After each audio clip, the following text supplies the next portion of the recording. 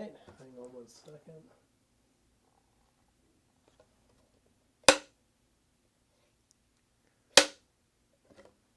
And anytime we're ready. Bevin, could you please tell me what Rotary Club you're in and when you joined Rotary and some of the positions that you've had in Rotary? Well, I'm Bevin Wall. I'm a past district governor from the Newport, North Carolina Rotary Club. I think I've held about every position in Rotary at this point, and been fortunate enough to do that because each one of those steps was a vote of confidence by the people who asked me to do them. And sometimes in a volunteer organization, that's a greater honor than it is if you're in a paid position. But I started out in Rotary in 1989 when I first located my law practice back in my hometown in Newport, and was invited to the same club where my father had been president of that club, and knew most of the people in the club from growing up in the town. And it was a great honor to join that group, although I didn't really know what I was getting into at the time. As with most smaller clubs, it was probably about 25 people to 30 people in the club at that time. As with most smaller clubs, you're president within 4 or 5 years, and that happened to me. So in 1992, 93, I was president of the Rotary Club, and really my Rotary involvement could have ended pretty much at the club level, which is important, but that I might not have looked any further had I not been asked to attend a district conference that was taking place at Atlantic Beach. We had 3 governors, district governors in a row for our district in southeast North Carolina, all named Jim. And one of the Jims asked me to be a sergeant at arms for his conference at the beach because we were in one of the local clubs. And so my first position outside the club was as a sergeant at arms at the Atlantic Beach District Conference, and that probably would have been about 95 or 96. And within a year, I was assistant governor, which was a brand new position in Rotary from a standpoint that they went from a 1-year position to a 3-year position. So I was the first 3-year assistant governor in Carteret County, and frankly, that was the best job I've ever had in Rotary. It was fantastic to learn about the different cultures in just that number of clubs. You could really get a handle on it. Every club in Carteret County is extremely different, not just the personalities, but the way the clubs work, the emphasis of the clubs. And I learned a lot during that 3 years. We did some fantastic things together, which I had never seen done in Rotary in the area before. I think some things had been done a long time before. But we had a fantastic fellowship at the Jungle Land. I had about 300 Rotarians and their family show up at Jungle Land for an event in the evening, first thing we'd ever done together. Then we did some directories that kind of got all of our information before computers, got all our information together, and I was good at that kind of detail and encouraged people to do that. We got almost everybody on email. Back then, that was a big undertaking with the age of some of the people that we were working with. So it was a fantastic opportunity in Rotary to learn more just about how local clubs work. And about the time I was winding up that 3-year hitch, somebody invited me to apply to be district governor, which is kind of its own 2 to 3 year process. And I was fortunate enough to be selected to do that, and served in 2002, 2003. So that was a fantastic year. I had a president from Thailand, Bishai Radikul, who was the Deputy Prime Minister of Thailand, was the Rotary president in the year of sowing the seeds of love. And so that didn't translate so well into German, but it translated pretty well in most of the other languages. So we had a really good time in that context, meeting. When you go and become a district governor, you're working with people regionally. So in the Southeast United States, in the Caribbean for us, in the northern part of South America, all the way up at that point into Northern Virginia. And so I got to meet a lot of Rotarians that were just super people and lifelong friends for both Pam and I, Pam, my wife, and I. And you do so much in Rotary service with your spouse if you're lucky enough to have a spouse that's engaged in service activities. It's just been a great opportunity for us to work together at that level. So had a successful year as governor, raised more money for the Rotary Foundation than we'd ever done before in our district. We had a fantastic membership year where we gained members, which is a novelty in Rotary in the United States. And so I was recognized for those things and was given the opportunity to work closely with a couple of different groups after I was governor for the one-year term in 2002-03. So from that point, I was went into a membership position in the zone and worked very closely with Ron Farrell and Joe Ferguson, who were older Rotarians at that point. I was the youngest governor in the world in 2002, so I was 39 when I started my job and as governor. So I was still a young man at that point, and got to work with these very seasoned Rotarians who just knew, they were just repositories of knowledge about membership and about ways of interacting and dealing with people, management. They were both in upper management in their jobs. I'm not a corporate person. I'm an attorney by trade, but I learned a lot about management styles and skills from them and ways of applying it to volunteer service and volunteer leadership. So I worked as an assistant membership coordinator. Then I became membership coordinator when Joe Ferguson was finished with his term. And then they created a new position called Rotary Coordinator, which was ostensibly a 3-year term. And these were all Rotary International positions. So these were really worldwide Rotary positions, but still had a somewhat of a regional focus for, where you worked on membership issues that confronted your specific region, but you were training and working with upper level Rotarians in Evanston at the international office, and also working with Rotarians from around the world. So it's kind of like a miniature United Nations when you get to that point, because you're working with people and with the various problems that are confront Rotary around the world. So again, very fortunate to be the first 3-year Rotary coordinator. We actually, the first year, we wrote our own job descriptions because they had no idea what to do with us and how we could be effective, and help do that and work very closely with our directors that we had at the time that were the directors nominated from zones 33 and 34, Southeast United States, Caribbean area. Worked very closely with Eric Adamson, who was the vice president of Rotary at the time and was from Virginia. And then was given another opportunity that kind of ran parallel with this. Ken Morgan, who was the previous director from North Carolina and had served prior to Eric being director, had seen a program in the Northeast United States called Rotary Leadership Institute, and introduced me to a past Rotary director named Dave Lynette,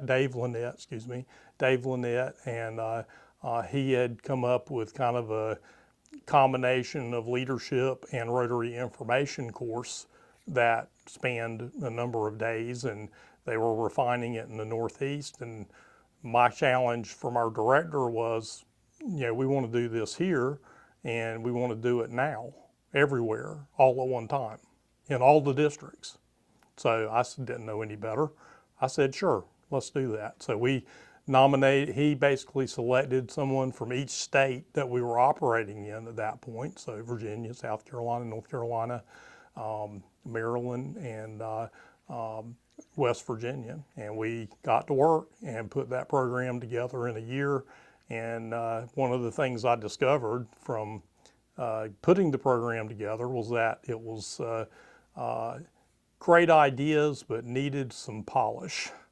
And Pam and I both were able to work on those materials and basically bring them up from scribbles on paper to something that would be a presentable program at that point, using PowerPoints and using written materials that were appropriate to a leadership course. So during one vacation that we took for about a week, we did nothing but work on these materials and presented them, and eventually a version of those materials were adopted and used around the world in Rotary Leadership Institute. So it's been very gratifying to see my work and Pam's work in Korean, in Ukrainian, in Egyptian script, and being used around the world in those programs during what was about a 10-year process. Moving on now for a minute, going back to Rotary in Carteret County and that focus. From what I can tell, you are probably one of the premier historians for things that have gone on around here. I've got a couple of the books that you did. I think you gave me one or two. I found some buried in my club's info. I think I got one from Jane Capps. You just had the 75th anniversary of your club. You were the third club that was chartered here in Carteret County. The second one was Beaufort, chartered just 4 years after the Morehead City Club. I'm having a really hard time getting anybody who can tell me anything older than what happened 60 years ago. So I hear a lot of Albert Gaskell's and a lot of John Capps, but I have a feeling that you can address, and if you can do it in shorter sound bites, so that we can grab it and edit it more easily, just start with Newport and just give me a kind of a quick and dirty of the high points of the history of the 75 years and as not so much what you're doing now, because I've got people who can address that. Can you address any of the old time stories or the old time characters or the old time projects that characterized the Rotary Club of Newport in the first, I don't know, if we're talking about 75 years, maybe in his first 30, 40 years? Okay, yeah. Of course, Newport Rotary Club has been my Rotary Club since I started. My father was in that club, and so I had some perspective as a child from when he was in the club. But I think most of my historical perspective with the Newport Rotary Club came from Darrell Garner, who was the mayor of Newport, and several other kind of seasoned Rotarians that were in the club that shared stories, and they were basically storytellers. There were some financial records from the club that I inherited when I became secretary and kind of parsed through and gave you some technical insight into how many members and that kind of thing in the club. But I think the significant thing about the Newport Rotary Club is that first of all, that there even was one. So there was a lot of foresight among that generation of Rotarians to be in Newport when the club, during the few years that the club was getting started. I have no idea how the outreach from Morehead Rotary Club and Newport worked. It had to have been one-on-one, and there had to have been some contacts from people that knew each other, but I don't know who those people were. I believe Harvey Jocelyn was the, at that point you had a representative from the club who was appointed by the district governor, who was kind of in charge of making sure the club got the right formation and got off on the right foot. And so Harvey Jocelyn was that person. I met Harvey Jocelyn once when he was an older gentleman, and it was a legal related thing where I was representing a member of his family. But I did meet him, and he recalled that process, and because I did ask him about it, and he knew I was in Rotary. So, the Newport Rotary Club, Newport was, I think, kind of a microcosm of early Rotary clubs around the world, in that it was totally without a service organization except for churches. I mean, churches were a major part of the social fabric of Newport during the period run up through the Depression and into the World War II years. Newport was a very poor farming community. There was some business district in Newport. Surveying the business directory in Newport in the 1940s was amazing. There were more businesses there then than there are now. There were hotels, there were places to eat, there were all sorts of livery stables and all these types of things that supported the farming community. But the business community was homegrown, and apparently, and it was very centered around the school. Newport School was a first grade to 12th or 11th or 12th grade school at the time. It was located where Newport Elementary School is now, and the headmaster of that school was very well respected, and he was Mr. R.L. Pruitt. He was still alive when I joined the Rotary Club. He was the one of two charter members that I had the good fortune of meeting.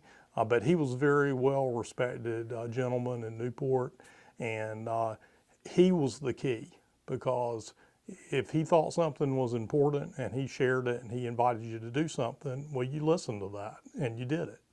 And he, I believe, was the person that really inspired the respect and the loyalty of people in the town, and who people valued his opinion. And if he thought it was a good investment of time and energy and effort to be in the Rotary Club, then there must be something to it. And when you look at Rotary around the world, that's kind of how Rotary spread, was by doing exactly that. What do you get from your experience in talking to them? I know the projects now center on families and on the schools and on the community events like the Hootenanny. I understand Newport Club acted like the Chamber of Commerce for that town, and that, do you have any idea of how that worked, and very quickly, how that worked and what service projects they might have done back then? I think several Newport Rotary did kind of serve as the Chamber of Commerce for Newport, and when you think of a Chamber of Commerce, they're kind of big picture people. They're looking out for the town at a macro level, and Newport had its share of farmers and had its share of businesses, but there was really not a lot of direction, and the town government wasn't real flush at that point and wasn't influential in the town as the bankers were, or as the other business people were. And so the first thing is, there was no bank. Since the Depression and the Bank of Newport closed in the 30s, Newport had no bank. And so in the 1950s, when the Rotary Club was starting, one of the first things a few of the influential members did, and this is Mose Howard, and I'm sure that Stancil Bell was involved, who owned the hardware store. He was the other charter Rotarian that I remember. Got together and said, we need a bank. And so they went to Smithfield, they talked with the Holding family, and they personally underwrote the First Citizens Bank location in Newport, which was downtown across from the school.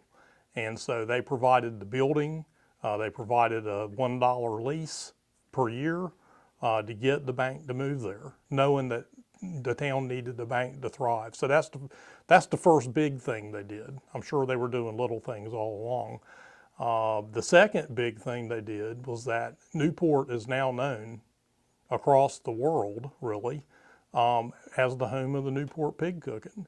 And the Newport pig cooking is the largest whole hog volunteer pig cooking event in the country. It's a sanctioned event to make it to the North Carolina finals for barbecue cook-offs. And it's really put Newport on the map. Since the mid to early 1970s, it's been drawing 30 to 40 to 50,000 people to Newport in one weekend each year. That idea for the pig cooking came from Rotarians, and the research for it was put together and vetted by Larry Howard, Thornton Pringle, a number of other Rotarians who then, once they pitched the idea and they got some traction, were able to spin it off into its own entity. And so pretty much from the beginning, the Newport Pig Cooking was not a Rotary project, but it was a Rotarian project.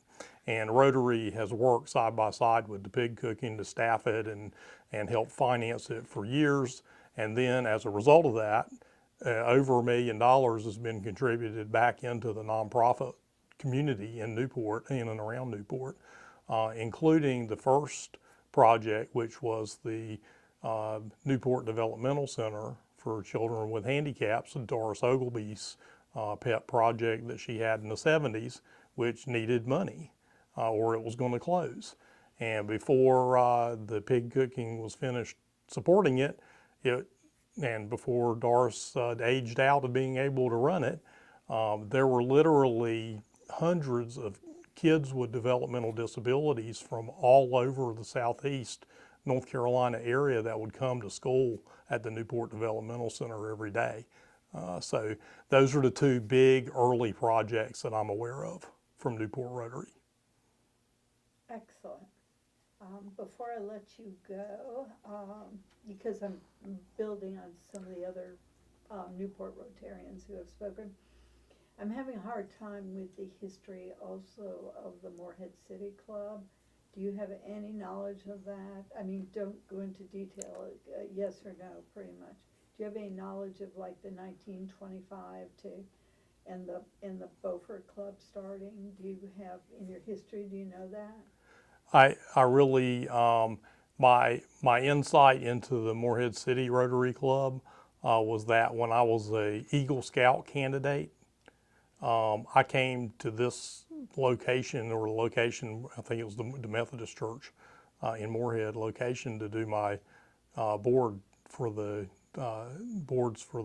Eagle Scout Award, and there were several Morehead City Rotarians that sat on that at the time, including Darden Ure. So I had a good time with that one. I was assistant governor and governor visiting back around the club. And then the Beaufort Club was in its kind of last stages. This is not the Beaufort Old Town Club. This is the original Beaufort Club.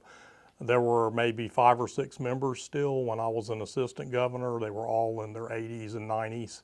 And it was pretty hard to generate additional membership when you all let yourself age out like that. So that's the only real historical information I have about those clubs from the earlier times.